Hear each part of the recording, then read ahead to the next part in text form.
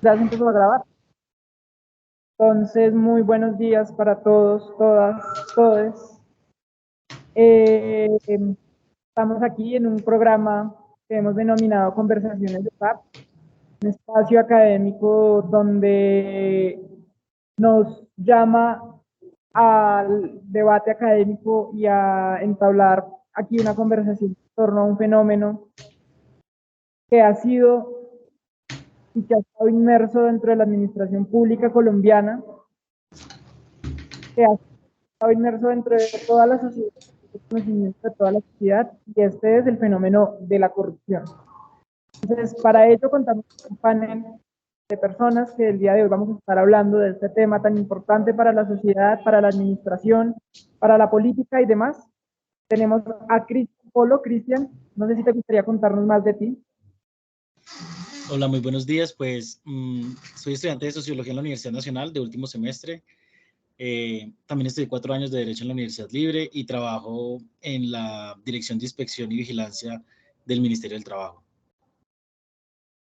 Muchas gracias, Valentina. Hola, muy buenos días.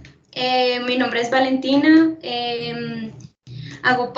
Soy administradora pública de información, hago parte de un colectivo feminista que nos enfocamos en el derecho a habitar la ciudad y también trabajo como enlace político de la bancada de Economía Humana. Muchas gracias, Valentina. Y quien les habla, Johan Moreno, también al igual que Valentina, soy administrador público en formación. Actualmente funjo como consejero local de juventud en la localidad de San Cristóbal. Fui consejero distrital de juventud el año pasado por San Cristóbal en toda Bogotá. Ya de hoy estamos. Vamos a entrar entonces en materia de este tema que nos convoca el día de hoy. Y es partiendo de esta pregunta, importantísima para empezar a comprender el fenómeno de la corrupción. ¿Ustedes cómo caracterizarían el fenómeno de la corrupción? Empecemos por Cristian. Bueno, desde la sociología nosotros utilizamos el concepto de anomia, que es un concepto que introdujo Emil Durkheim, uno de los fundadores de la sociología, y que define la anomia como un estado en el que las normas no tienen fuerza, no tienen legitimidad, y pues hay un estado constante de incumplimiento. Entonces creo que la corrupción, pues si bien también se puede definir desde la sociología como un fenómeno social estructural y sistémico en una sociedad como la colombiana. Muchas gracias, Cristian. Valentina, ¿tú qué tienes para opinar al respecto de esta pregunta? Bueno, yo me recojo mucho en las definiciones que leíamos con Newman y con Ángel, en la cual nos definían que la corrupción era una desviación de poder como bajo el entramado del beneficio individual o colectivo de un grupo en específico, no del colectivo, perdón. Bueno, esto puede surgir por ir detrás de unos beneficios económicos o depende también de una necesidad en específica.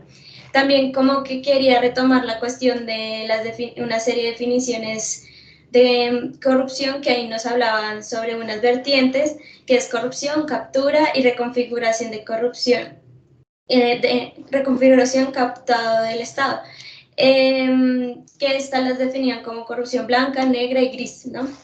Y que también nos hablaban un poco sobre la cuestión de que este fenómeno también se desarrollaba en los países que iban en vía de desarrollo, ¿no?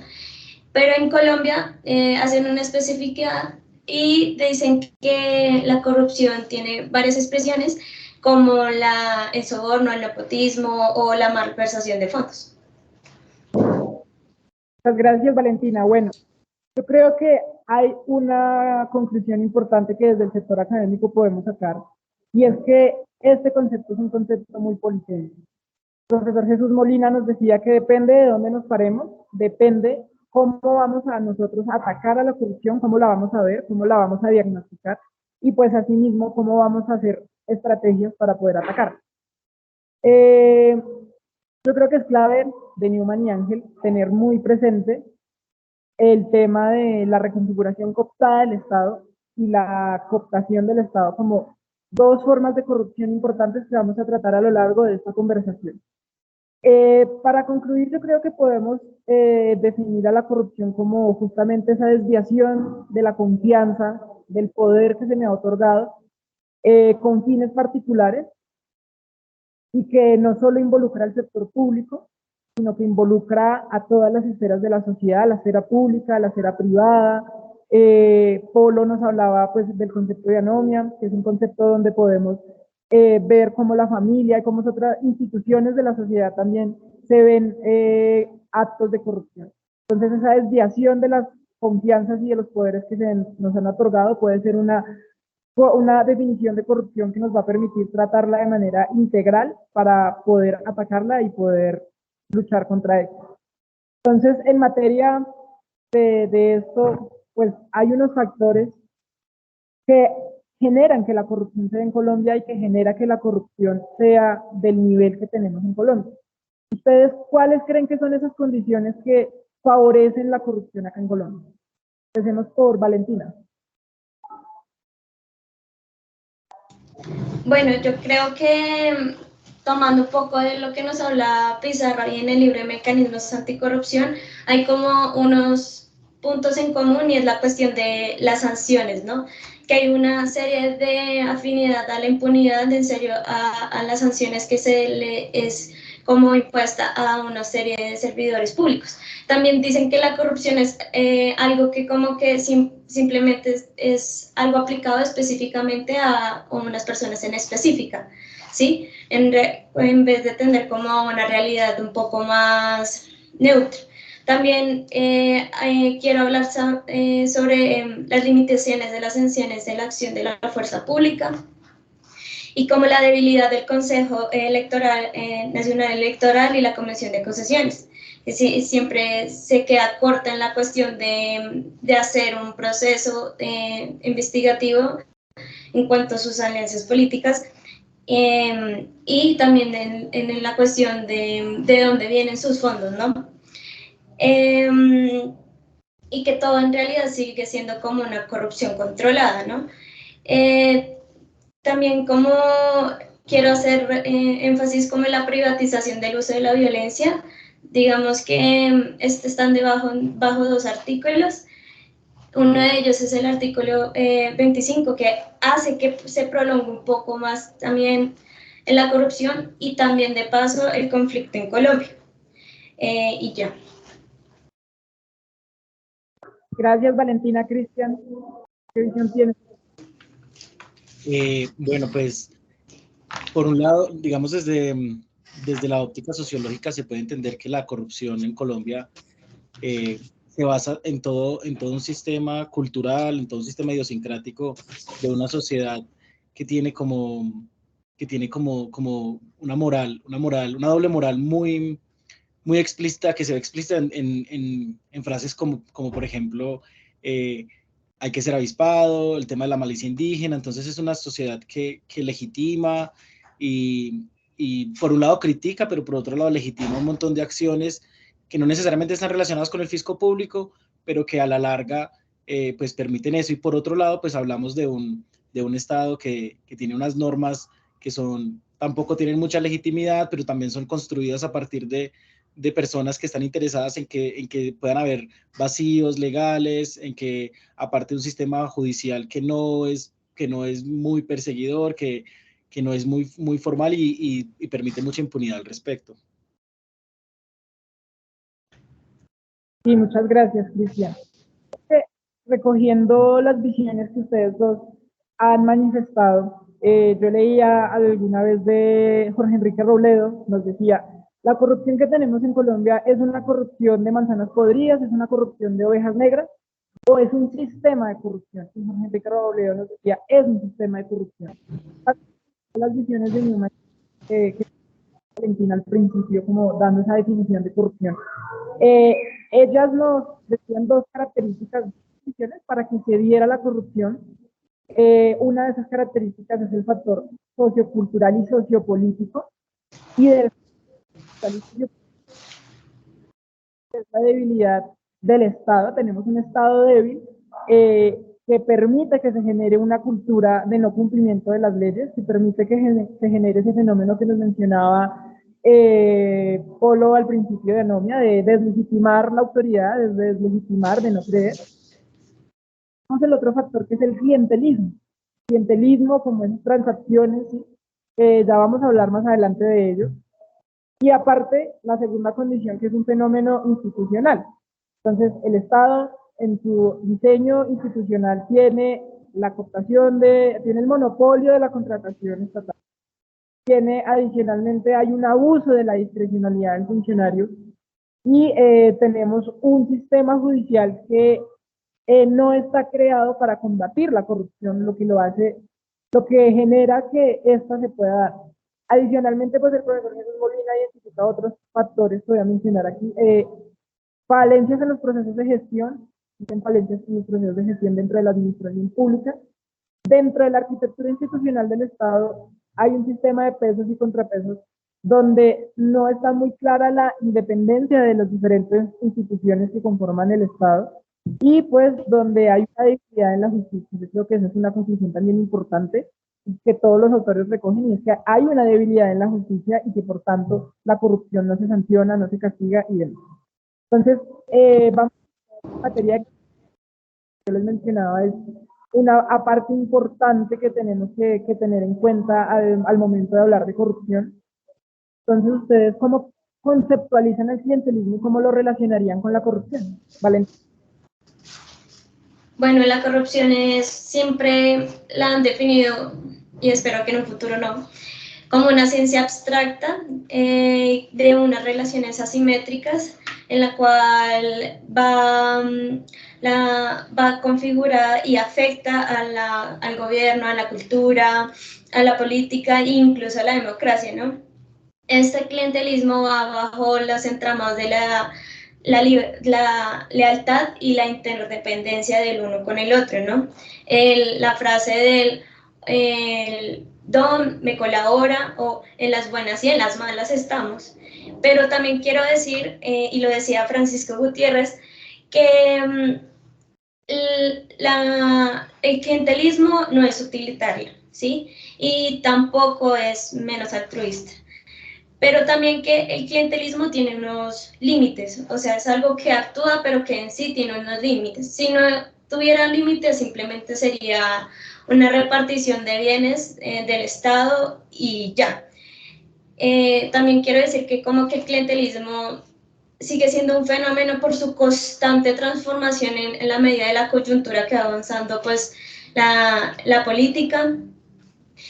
Y ya. Gracias, Valentina. Bueno, yo creo que desde la perspectiva sociológica hay unos estudios muy grandes al respecto del clientelismo. Entonces, Cristian, te escuchamos. Sí, bueno, pues nosotros del clientelismo también lo analizamos como un fenómeno social, un fenómeno sociopolítico más bien, que actúa en dos niveles.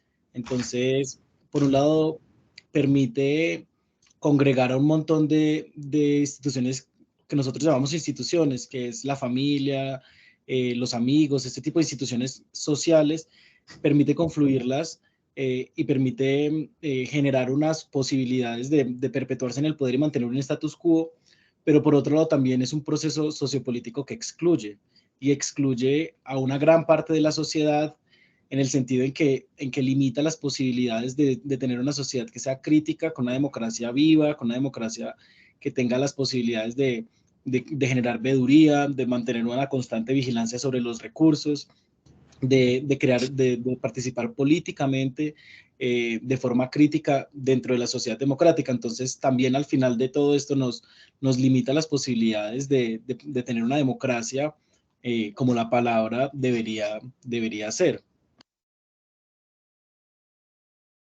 Sí, yo creo que, bueno, nosotros tenemos una concepción de lo que es el clientelismo y siempre lo vemos como una transacción de favores, que el cliente y que el patrón y que son una relación ahí. Pero yo creo que es un instrumento de tipo sociopolítico donde por medio de esas relaciones de patrón y clientela se busca mantener el poder, se busca cooptar los recursos, un concepto abstracto y que como dice Laura Guerrero, se se adapta a los cambios institucionales que hay, se adapta a los modelos que se implementan, y pues que justamente que se adapte resulta un problema porque pues si el clientelismo se adapta, si el clientelismo es de fácil adaptación, entonces ¿cómo combatirlo? ¿Cómo combatiendo el clientelismo combatimos la corrupción? Para finalizar como esta parte de los autores que hemos estado estudiando, que hemos estado mencionando, Newman y Ángel Robledo, donde el clientelismo es una herramienta fundamental y es una decisión que se ha tomado desde la clase política para poder hacer corrupción, para poder que exista la corrupción. Entonces, importantísimo que hayamos tocado en este espacio lo que es el clientelismo. Entonces ya nos estamos adentrando un poco a lo que es eso del monstruo de la corrupción. Nos hemos adentrado un poco a eso de lo que, a conceptualizarlo, a tratar de entenderlo, pero es fundamental para tratar de entenderlo, entender entonces cómo funciona. Entonces, para ustedes, ¿cómo funciona la corrupción? Cristian. Bueno, pues por un lado, como lo decíamos antes en una de las preguntas que respondimos antes, la corrupción funciona a partir de un sistema, no sé, que lo podríamos llamar anómico social, en el sentido en que hay un orden, o hay un desorden más bien social en el que la norma no tiene legitimidad, y en cualquier nivel de la sociedad, tanto estatal como en los niveles menos complejos de la sociedad, se permite la vulneración de normas sin ninguna repercusión probable. Por otro lado, también funciona desde una forma estatal rentista, entonces, es decir, el Estado está organizado de tal forma que permita la corrupción y permita la apropiación de dineros públicos. Tiene un sistema que funciona a partir de un sistema delictivo formalista, pues es un concepto, son conceptos de la sociología, que es de la sociología socionómica instrumental, y el sistema delictivo formalista lo que indica es que hay un sistema jurídico que no persigue la corrupción, y por último, moral individualista. Eso quiere decir que de las percepciones individuales y personales de las personas que ejercen la corrupción, que la realizan y la perpetúan, pues para ellos no es un problema grave, porque la repercusión o el beneficio económico que estoy recibiendo es mucho más importante que la sanción social o la sanción legal. Valentina. Bueno, yo como para identificar cómo funciona la corrupción, quisiera mencionar como unos dos casos en específico para evidenciar como sus reales enfoques. Digamos que gracias al libro de Diamantes del Uribismo, ahí nos describen una serie de casos de corrupción y nos menciona sobre las perlas del uribismo. Entonces nos menciona un caso que me gusta mucho leerlo, que se llama los lotes, los sobrados de los lotes. Nos hablan sobre cómo los dos hijos de Uribe tienen de la noche a la mañana, hacen una compra de unos lotes de hace entonces menos de 34 millones de pesos, y que en diciembre de ese mismo año se multiplicó por 100 el costo de esos lotes, ¿no? Pero entonces ellos lo querían implementar para hacer una zona industrial, ¿no? Resulta que en ese momento hubo una serie de impedimentos para realizarlo. Tenían una serie de permisos de zona franca, y también como una serie de aval de conciencia ambiental, en el cual como que en la zona de Mosquera era antes del 50% para hacer un desarrollo industrial, y se aumentó después de al 75%. Digamos que también aquí vemos como la relación del clientelismo con la relación de los hijos de Uribe y el alcalde de Mosquera en ese entonces, que pues él hizo todo el trámite para que esta zona industrial se diera sin ningún problema. Habló con pues, la zona franca en específico, y también se vio a sí mismo beneficiado, ¿no? Con una parte de la zona franca que hoy en día es administrado por sus hijos y por su esposa, ¿no? Digamos que va bajo el entramado de conseguir una serie de beneficios económicos, ¿no? Pero también vemos que hay otro caso que nos toca mucho, y es el caso del DAS y el G3, ¿no? Entonces, que emerge una serie de persecución contra los líderes y defensores de derechos humanos, en el cual como que se va detrás de un pensamiento de que ellos son el enemigo y como que de ahí no sale. Entonces es bajo, ellos tienen una serie de persecución respaldada por el mismo DAS, y hubo una serie como de asesinatos pues en el trasfondo de eso, pero el hecho era que iban detrás de mantener un status quo de quién era el enemigo y hacia dónde es que tenemos que irnos en contra, ¿no? Entonces yo lo desagregaría así.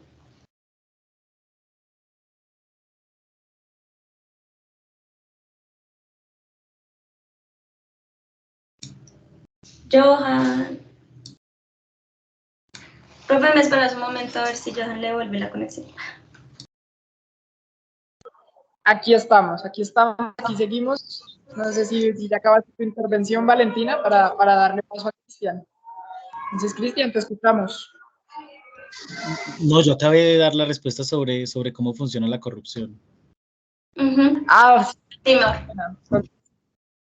Bueno, sí, para sacar entonces una conclusión de esto, de cómo funciona la corrupción, yo creo que Valentina da justo en el blanco explicándonos cómo funciona desde esos patrones, desde esos casos que ella nos explica, y podemos sacar 3 conclusiones al respecto. La primera conclusión es que la corrupción funciona en red, ¿sí? Esa es su principal característica, necesita funcionar como una red criminal, donde todos los actores que sea posible vincular, los vinculamos. Vinculamos desde el gobernante superior hasta el servidor público que está ahí en la oficina, porque necesitamos que la corrupción no sea descubierta, y si es descubierta, que no sea sancionada y que no sepan hacia dónde destine los dineros. Entonces funciona como una red.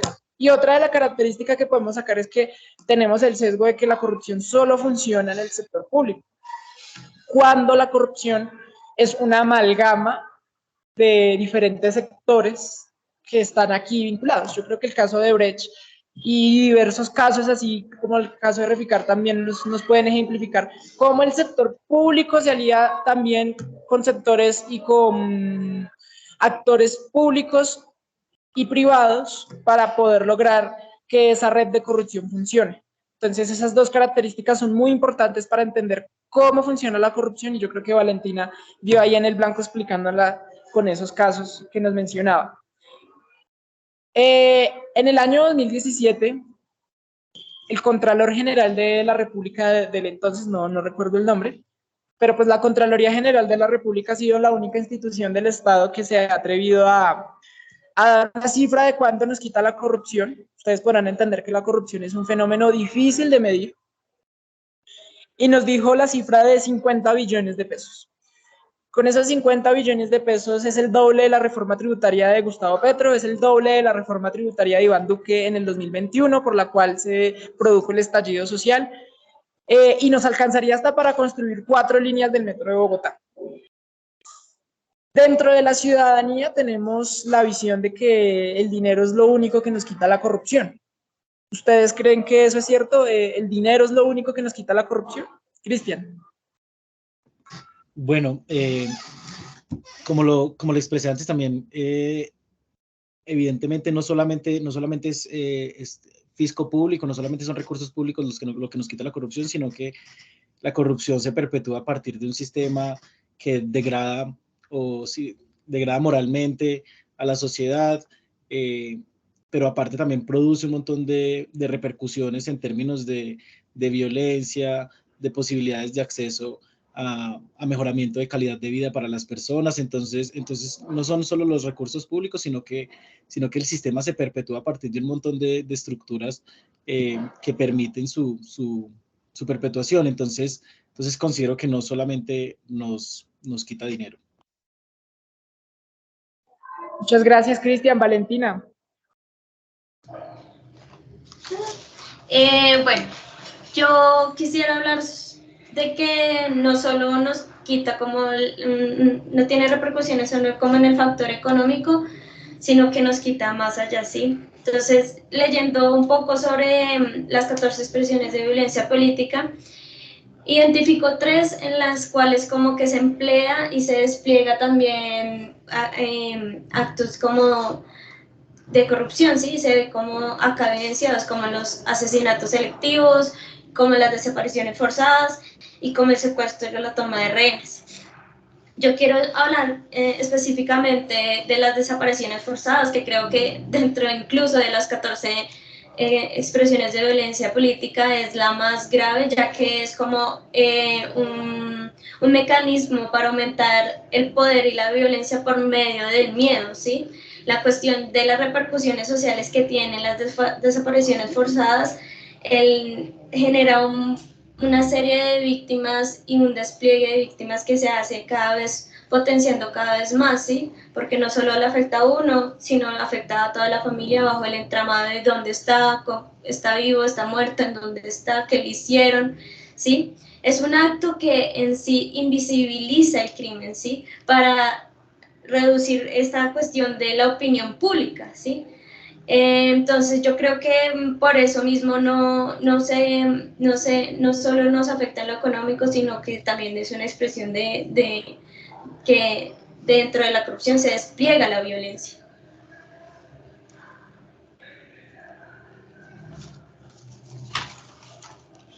¿Tienes el micrófono apagado?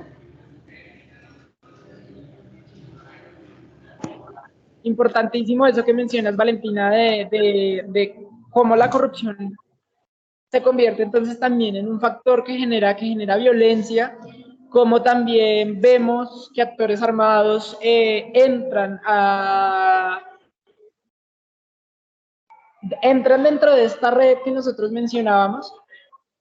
Y cuando yo, por ejemplo, miraba la evolución histórica del conflicto armado, podemos darnos cuenta de que uno de los factores principales que ha mantenido vivo el conflicto armado, a pesar de que ya llevamos más de 50 años en él, es el factor de que los agentes armados,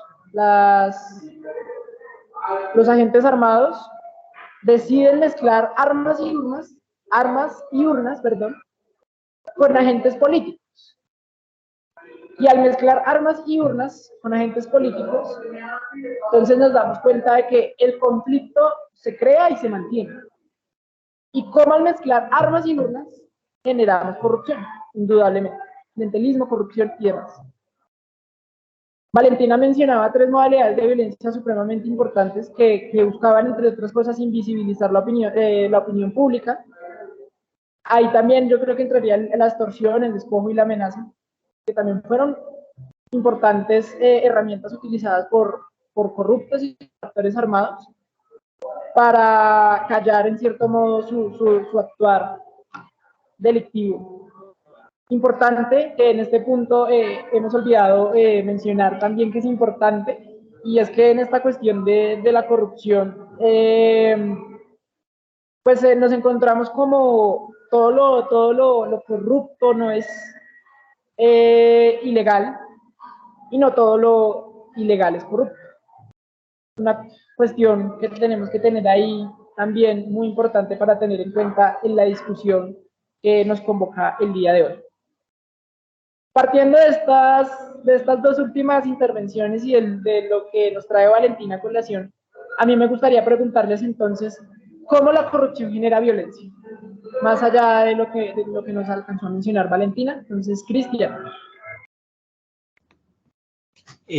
Bueno, pues en un país en el que la violencia, y específicamente la violencia política, ha sido tan generalizada, creo que la necesidad de las élites corruptas, de los aparatos estatales más corruptos, de mantener un status quo en la sociedad, pues se ha prolongado a partir de la violencia. Entonces tenemos que en el siglo pasado y en el siglo actual, pues la cantidad de periodistas asesinados, de líderes sociales, de partidos políticos de la oposición, de personas, solamente la Unión Patriótica, que es un genocidio un genocidio político que ocurrió en los años 90 y 80 con más de 6.000 personas asesinadas por agentes paraestatales y estatales. Entonces, pues claro, la corrupción es la forma más práctica y junto con la violencia, pues es la forma más práctica de mantener un status quo y de neutralizar a la oposición, a los enemigos políticos. Valentina, te escuchamos. Siguiendo como también el hilo que nos mencionaba Cristian, ha habido una serie de persecución en cuanto a la cuestión de que por mantener el status quo, ¿no? Entonces ha habido persecución de líderes políticos, de funcionarios públicos, de autoridades electorales. En sí como que la corrupción ha desentramado en la violencia y en sí ha vulnerado la vida y la libertad, ¿no? Hay una lectura que nos hace, en donde pues nos deja en evidencia esto, en la lectura de Pizarro, que dice que dentro del periodo de 1986 al 2006 han habido una totalidad de 106 alcaldes muertos y 318 alcaldes secuestrados, ¿sí? Digamos que esta cuestión nos ha afectado en sí como nuestra vida y como el actuar de la naturalidad y tranquilidad de nuestra vida. No podemos ejercer nuestra opinión pública con tranquilidad por medio de la persecución, ¿no? Es lo que hoy en día como que vemos que supuestamente están siendo perseguidos por estar opinando y demás, pero va bajo esa cuestión de mantener el status quo y como que también quiero mencionar algo que también se me está olvidando, y es que también habían asesinatos por simplemente como apoyar o haberle brindado el voto a quien yo pensaba que debía ser electo, ¿sí? Entonces, lo dejo hasta ahí. Sí, yo creo que una cuestión importante, y aquí nos toca volver a tener en cuenta lo que es la cooptación del Estado y la reconfiguración cooptada del Estado, y es algo que nos mencionaba Claudia López en su investigación sobre parapolítica, y es la cuestión de que el uso de la violencia con fines políticos y electorales ha sido una de las más grandes tragedias que hemos tenido en Colombia. ¿Qué nos quiere decir esto? Que se ha usado la violencia para lograr fines políticos, para lograr fines electorales y para finalmente lograr fines corruptos, para lograr mantener esa red de corrupción. Entonces aquí vemos cómo los actores armados entran a cooptar el Estado, cooptan las instituciones del Estado, están presentes en todo lado. Pudimos ver cómo tuvimos un congreso con más del 30% de participación parapolítica, pero pues no solo los paramilitares, sino que también hubo parapolítica, helenopolítica y demás, pues en menor medida que los paramilitares y demás. Y pues vemos cómo cooptan el Estado, pero cómo van más allá, cómo no solo les basta con cooptar el Estado para hacer leyes que les favorezcan, sino que finalmente terminan reconfigurando las instituciones mismas para que ese sistema del que hablamos de corrupción pueda servir. Y todo esto a costa de la violencia, finalmente. A costa de la violencia, finalmente cooptan el Estado y lo reconfiguran cooptadamente para mantener esa red de corrupción y de ese modo generar violencia. Entonces yo creo que aquí están los dos problemas más grandes que tiene la sociedad colombiana, la violencia y la corrupción, tomados de la mano, unidos, afectando pues a la ciudadanía en general. Entonces, a partir de allí, yo mencionaba un elemento fundamental y que fue un escándalo que sacudió a Colombia a principios de los años 2000, y fue la parapolítica. ¿Ustedes creen que la parapolítica entonces es un ejemplo de corrupción? ¿Y ustedes creen que nos han gobernado los paramilitares? Valentina. Bueno, como tú bien decías, ha habido una serie de expresiones de parapolítica, helenopolítica y farpolítica. Digamos que en la lectura de Refundación de la Patria nos hablaba un poco sobre cómo en la época de la primera elección de Uribe estaban divididos estos frentes, ¿no? Entonces, Álvaro Uribe estaba siendo apoyado por el paramilitarismo, el candidato del Partido Liberal estaba junto con los helenos, el LN, y también de cómo el conservador estaba siendo apoyado por las FARC, ¿no? Entonces, digamos que la parapolítica siempre ha tenido como un modus operandi en el territorio y es en el hecho de controlar el comportamiento electoral, ¿no? Y cómo hacer, como que manejar cada vez más los votos, ¿no? Nos hablaba un poco en este libro sobre dónde era mejor hacer una serie de cooptación de votos. Y ellos identificaban en qué territorio no era tan fuerte el voto y se iban a ese territorio para que en sí con su facilidad pudieran ejercer una serie de miedo o fuerza para que haya un poco más de control, ¿sí? También vemos hoy en día que lamentablemente hubieron 264 funcionarios que estuvieron ligados con la parapolítica, ¿sí? De los cuales 112 concreto que tenían una serie de alianzas y solo 25 se desarrolló una investigación, ¿sí? También no quiero olvidar cómo esto está enlazado con el narcotráfico. Recordemos que Pablo Escobar fue un político, ¿sí? Tuvo un espacio ahí y hasta cuando no fue investigado y evidenciado que él era un narcotraficante, pues él no se salió de la política, ¿no? Solo con eso.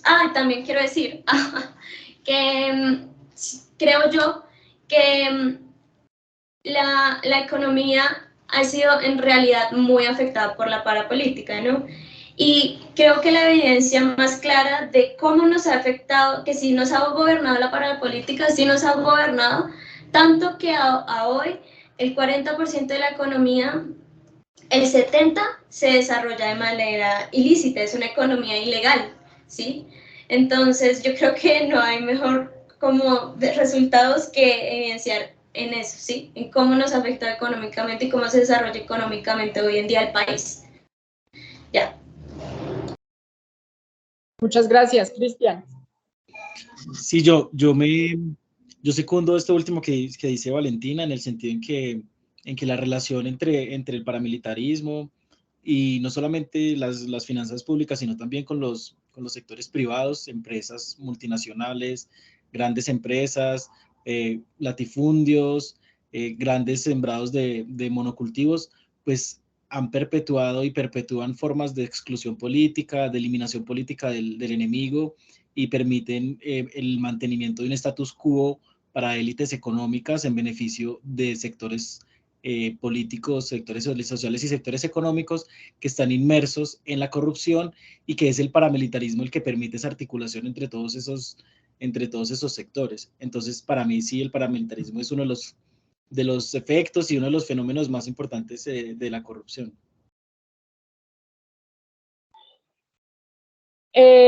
Bueno, no, yo creo que también, o sea, anteriormente lo ejemplificaba con Claudia López en el tema de reconfiguración cooptada del Estado y cooptación del Estado, ver cómo los actores armados entonces ingresan al gobierno y cómo entonces justamente ese sistema funciona para facilitarles a ellos y a ellas la corrupción. Yo creo que sí, Valentina lo mencionaba también, hemos tenido, ahorita sale también Salvatore Mancuso a tal vez confirmar esas investigaciones que se han hecho al respecto, a decir que hubo financiamiento de campañas presidenciales, que hubo financiamiento de los paramilitares a gobernadores, que hubo financiamiento de los paramilitares a alcaldes. Entonces yo creo que sí, estuvimos gobernados por los paramilitares y por su vez, como muy bien lo decía Polo, yo me recojo en esa postura, la parapolítica, la misma creación de los paramilitares, es una cuestión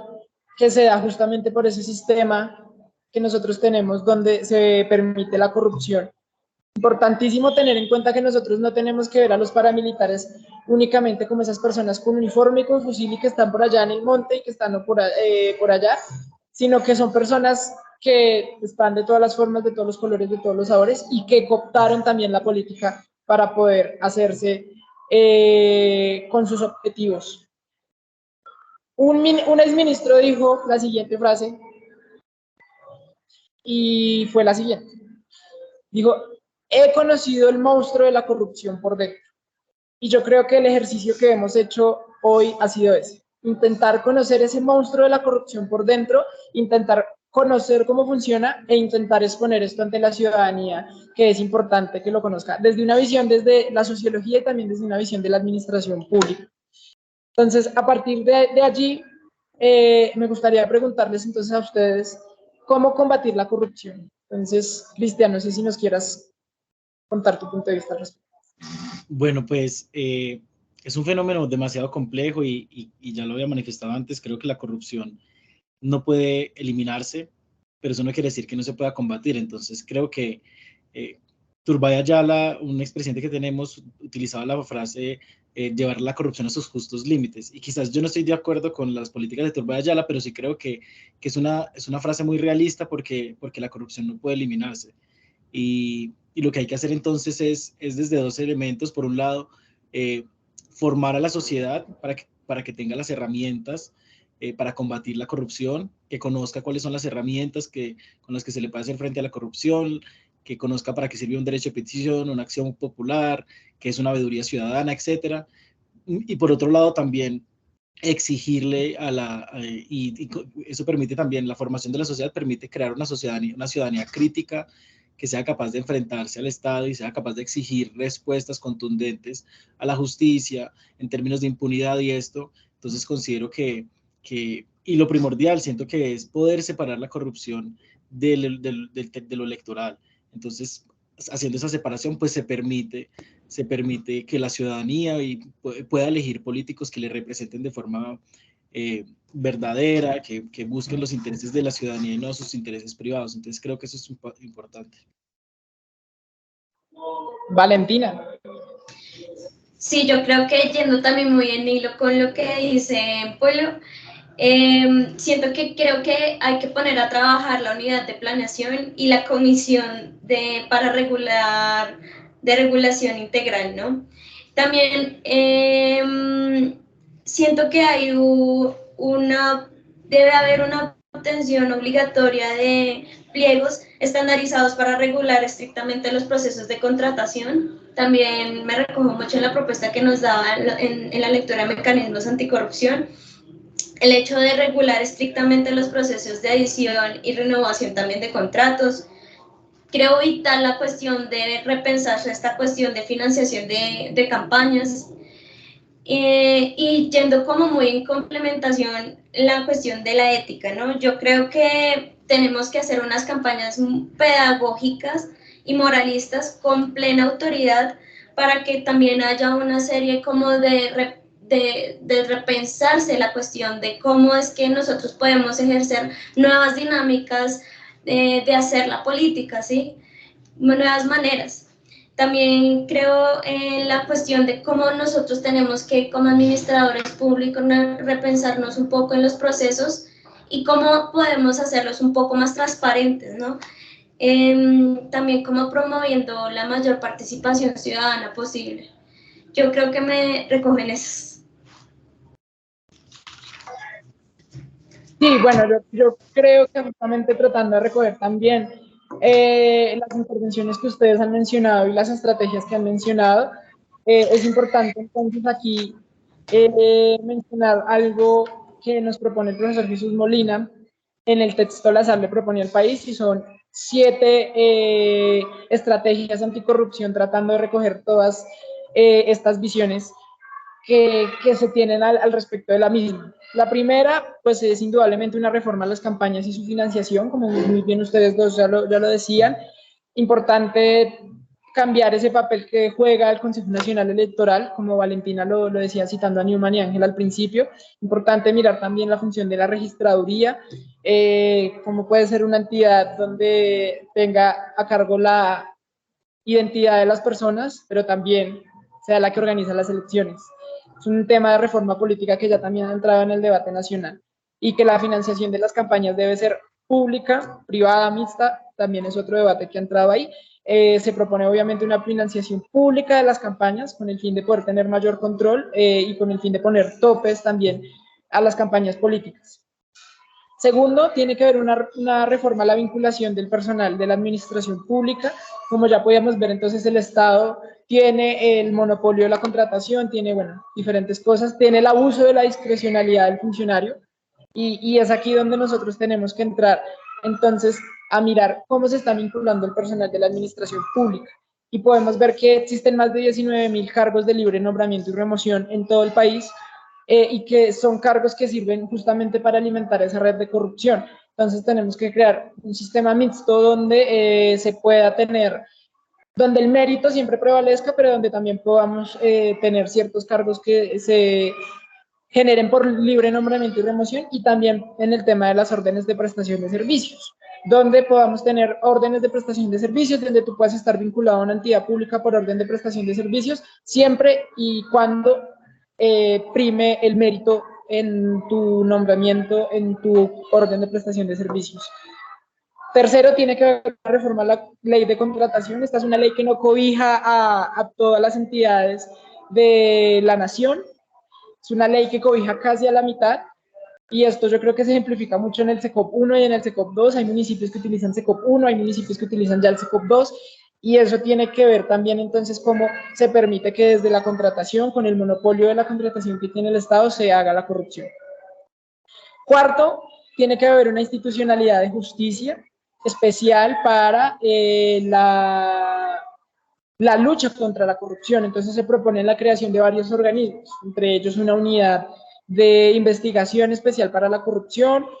Segundo, una organización que se encargue de capacitar a los funcionarios, de crear cultura pública en el marco de la corrupción.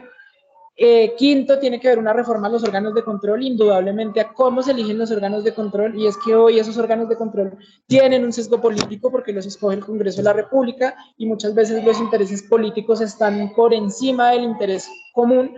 Entonces, estos órganos de control deben ser escogidos por un ente judicial, un ente jurídico.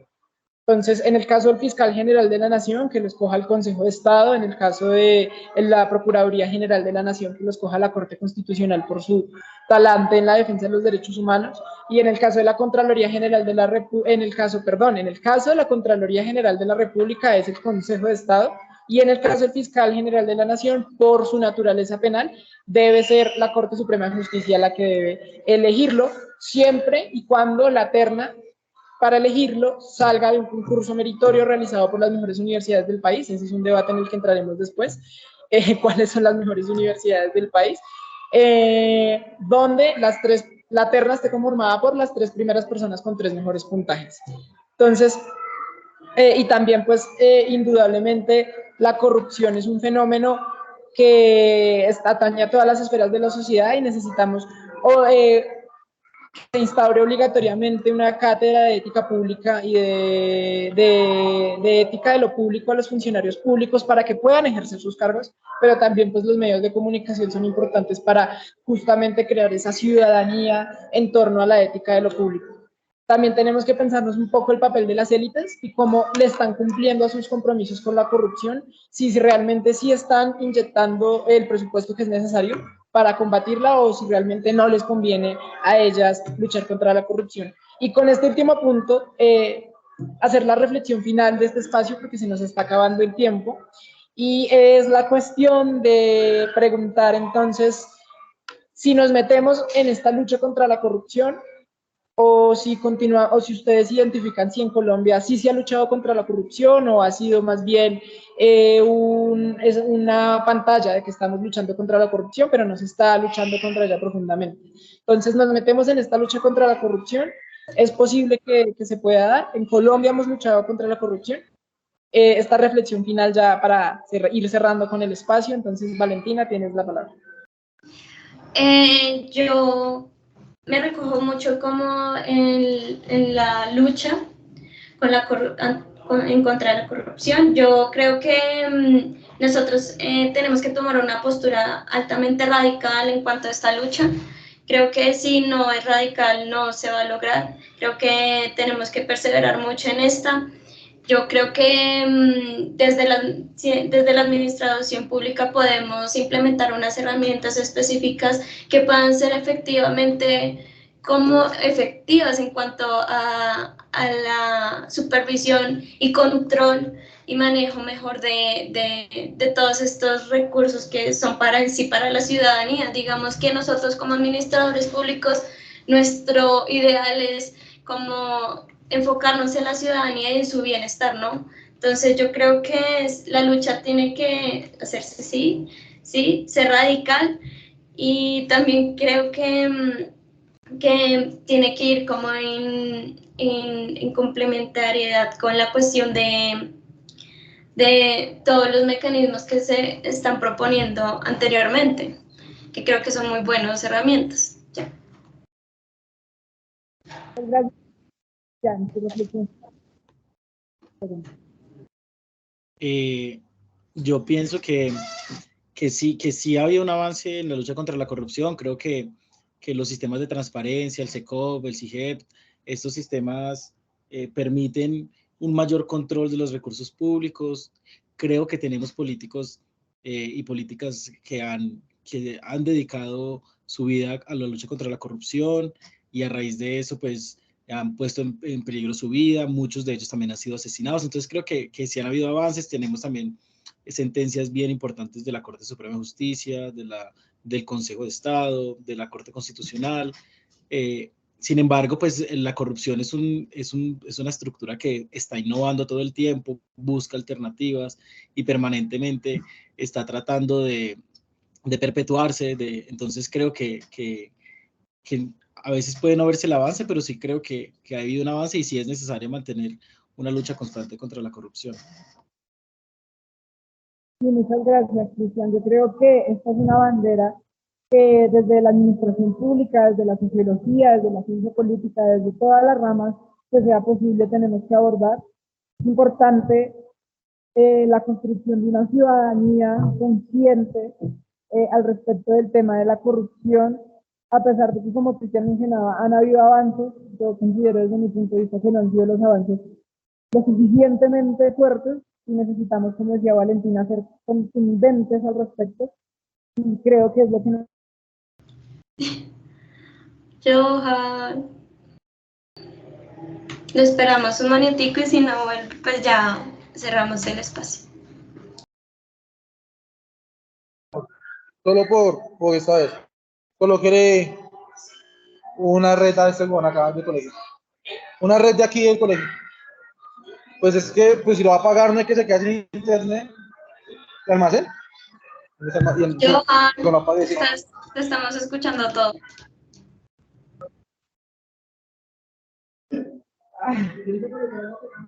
¿Ya volvió el internet? Sí. No, qué pena, es que tengo problemas aquí con la conectividad.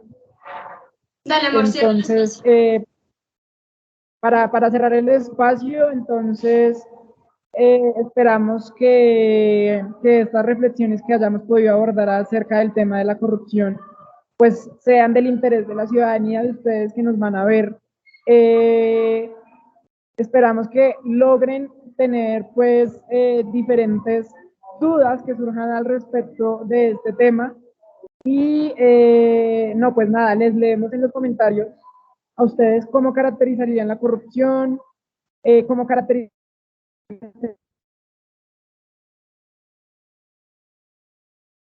Podemos combatir la corrupción en comentarios, y esperamos vernos en otro espacio para seguir hablando de estos temas desde la academia tan importantes y para seguir construyendo ciudadanía.